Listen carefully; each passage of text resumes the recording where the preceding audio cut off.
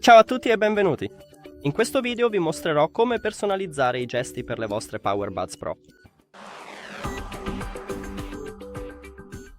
Dovete iniziare aprendo l'applicazione e ora vi troverete in questo menu.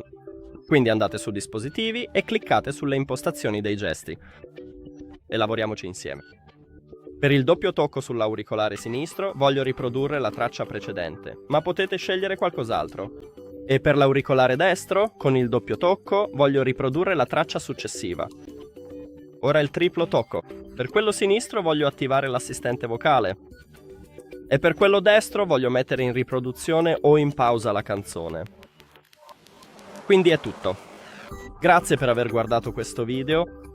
Se lo avete trovato utile, considerate l'idea di iscrivervi al canale e mettere mi piace al video.